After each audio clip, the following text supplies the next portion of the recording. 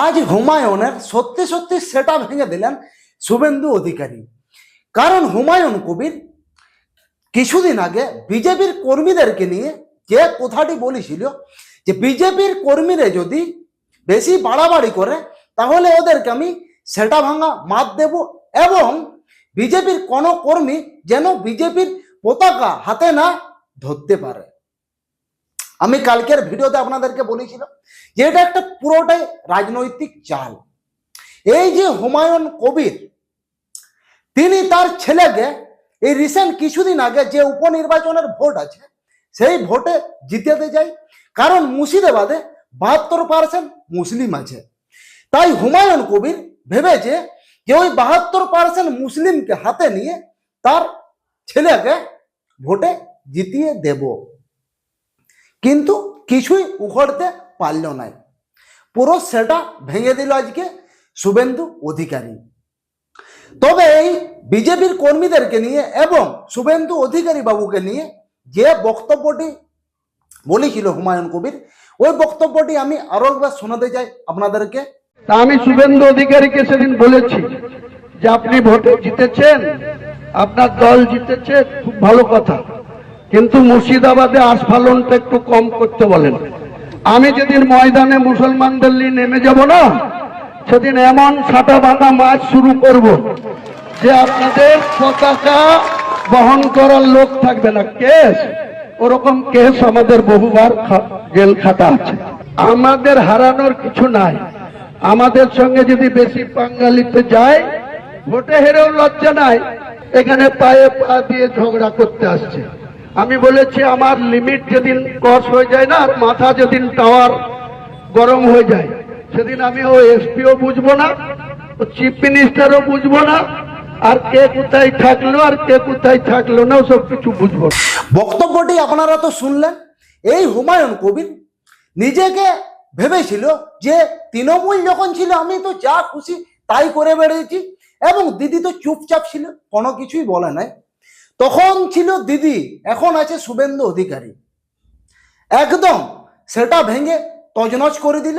আজ কলকাতার বিধানসভায় বক্তব্য পেশ করল এবং হুমায়ুন কবিরকে ডাইরেক্ট হুঁশিয়ারি দিল, এবং ওনার বিরুদ্ধে টোটাল 11খানা এফআইআর দায়ের করা হলো।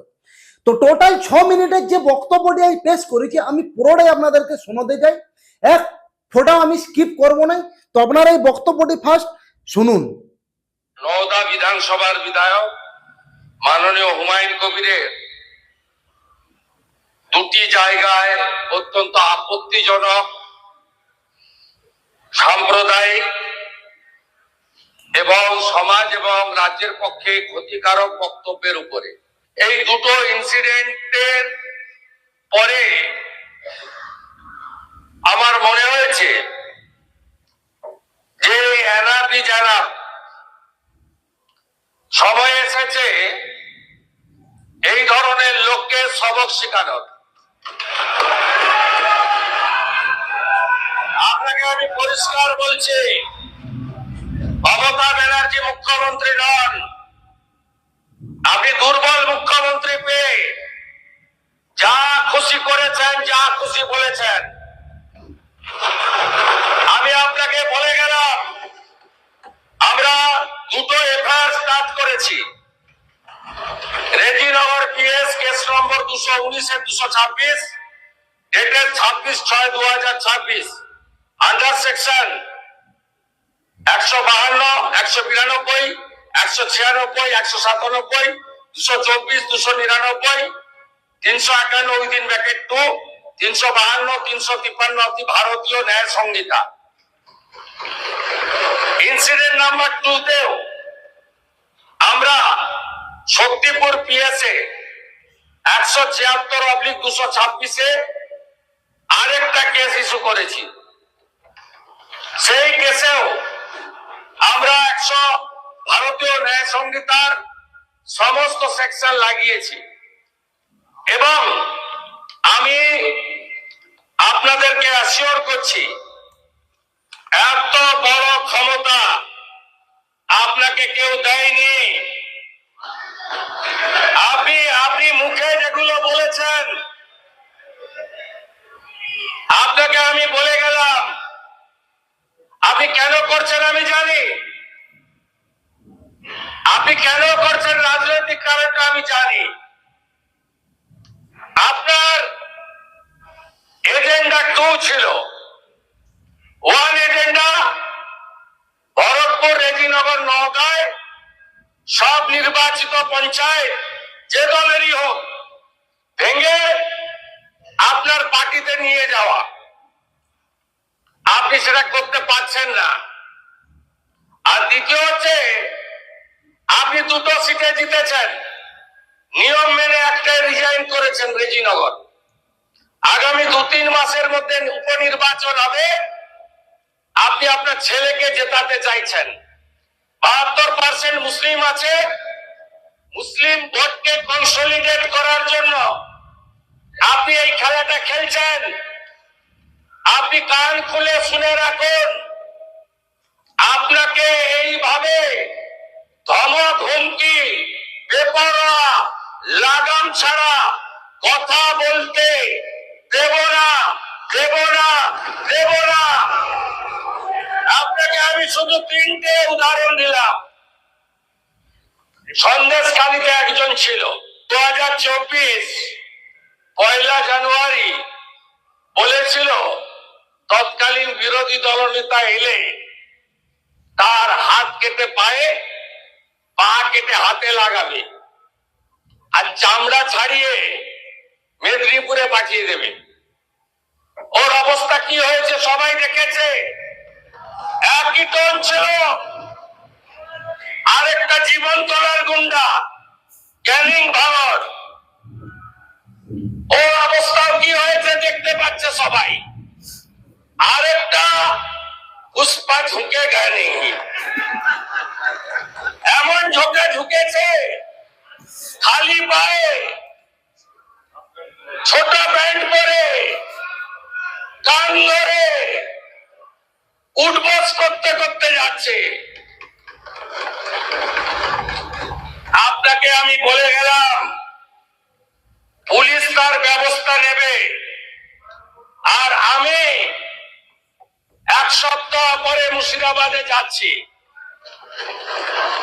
আমি প্রমাণ করে দেব ভারতবর্ষের সংবিধান, আইন শেষ কথা বলে, কোন বাপের আওয়াজ শেষ কথা বলে না।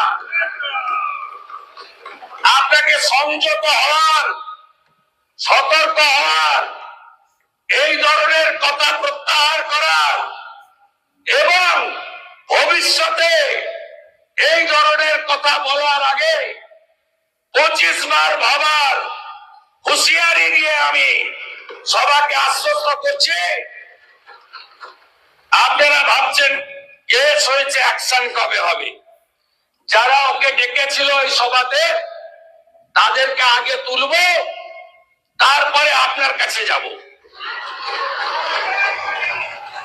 যা করার করবো, আমি আশ্বস্ত করছি আপনাদের।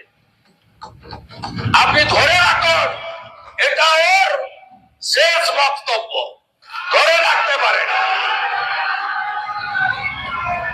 এই সরকার আইনের শাসন প্রতিষ্ঠা করবে, গুন্ডাদের শাসন সমাপ্ত করবে, নিশ্চিন্ত থাকুন।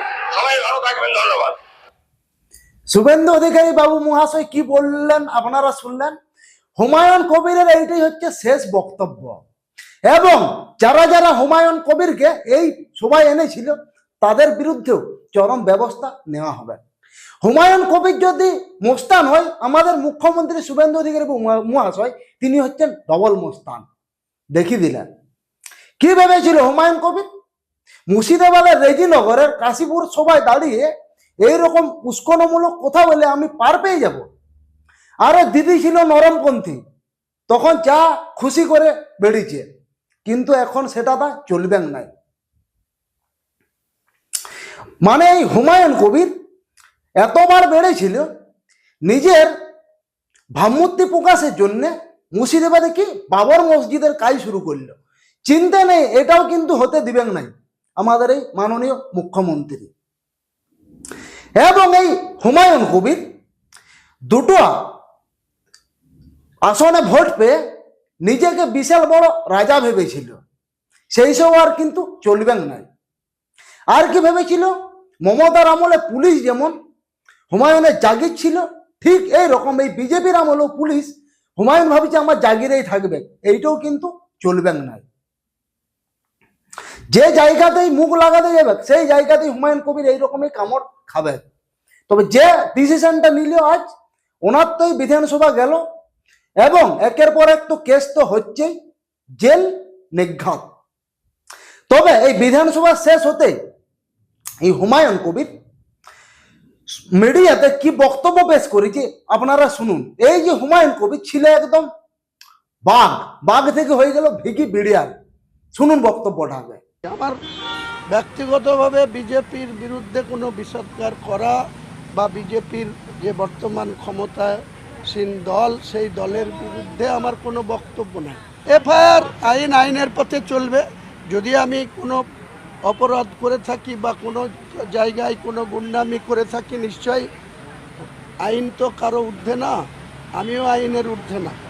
আইনের প্রতি সম্পূর্ণ আস্থা আছে, জুডিশিয়ালের প্রতি সম্পূর্ণ আস্থা আছে। সেটা নিশ্চয়ই মুখ্যমন্ত্রী যদি আমার কোনো অন্যায় দেখে, আমি যদি কোনো মুখ্যমন্ত্রীকে কটু কথা বলে থাকি, আমি নিশ্চয়ই নবাগত বিজেপি যারা 4 মে গণনার 4টের পরে যারা ক্রিমিনাল অ্যাক্টিভিটি যাদের তৃণমূলের হয়েছিল, যারা তৃণমূলের হয়ে ভোট লুট করব বলেছিল, 2 মাস 3 মাস আগে থেকে হুমকি দিয়েছিল, আমি তাদের উদ্দেশ্যে ভাঙার কথা বলেছিলাম। তো আইনের পথে চলবে। বিধানসভাতে নিন্দা করা হয়েছে। হ্যাঁ, করতেই পারে, সেটা তারা ক্ষমতায় আছে, তাদের মেজরিটি সদস্য আছে, তারা নিন্দা প্রস্তাব আনতে পারে, আমাকে সাসপেন্ড করতে পারে, স্পিকারের সে অধিকার আছে। যা সিদ্ধান্ত হবে আমি সেটা মাথা পেতে মেনে নেব। শুনলেন আপনারা এই বক্তব্য। এই যে উগ্রপন্থীর থেকে হয়ে গেল হঠাৎ করে নরমপন্থী, এইসব নরমপন্থী দেখায় কোনো কাজ হবে না। যা বক্তব্য পেশ করার আজ কিন্তু শুভেন্দু অধিকারী বাবু মহাশয় পেশ করে ফেলেছে, ওই পরিপ্রেক্ষিতেই কাজ হবে, চিন্তা নেই। তো বন্ধুরা, এই বিষয়ে আপনাদের কি মতামত অবশ্যই কমেন্টে জানান। ভিডিও যদি ভালো লাগে অবশ্যই ভিডিওটিকে লাইক করুন এবং এই চ্যানেলে যদি আপনারা ভিজিট করে থাকেন অতি অবশ্যই চ্যানেলটিকে সাবস্ক্রাইব করুন। আবার দেখা হচ্ছে নতুন কোনো ভিডিওতে নতুন কোনো টপিক নিয়ে। ততক্ষণ আপনারা সবাই ভালো থাকুন, সুস্থ থাকুন, নিজের ফ্যামিলির প্রতি খেয়াল রাখুন। নমস্কার।